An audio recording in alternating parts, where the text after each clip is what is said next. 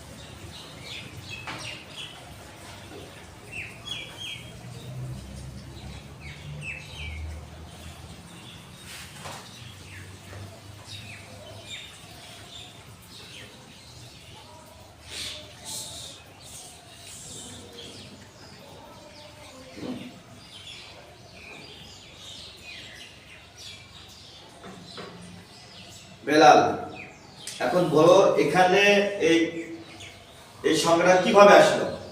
এই সংখ্যাটা পূর্ণ বিন্যাস। কিভাবে?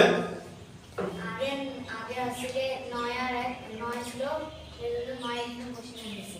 এর 9 তে 9 9 আর 2 যোগ করলে 11। আচ্ছা, তারপরে আমাদের এখানে পূর্ণ ভাঙার পরে আমরা এই যে নিচে দেখছি এখানে 3 রয়েছে, এখানে 9 রয়েছে, এখানে 6 রয়েছে, অথচ আমরা এখানে এই 18 কলম কিভাবে? এগুলো লসাগু বের করব। কার লসাগু বের করলে? 3 9 6। আচ্ছা, এবার এই যে এগুলো 6 কিভাবে আসলো? এই 3 এর সাথে 18 ভাগ করলে 6 হয়, 6 এর উপরের সাথে 6 গুণ করলে 6 কে 6। আচ্ছা, এবার এখানে 22 হলো কি করে? 9 তে 18 ভাগ করলে 2 11 দুগুণা 22। আচ্ছা, এই 3 কিভাবে আসলো? 6 তে 18 ভাগ করলে 3 হয়, 3 অঙ্কে 3। আচ্ছা, এবার এখানে আমরা ভেঙে কি ভগ্নাংশ বললাম এটা? এটা পূর্ণ।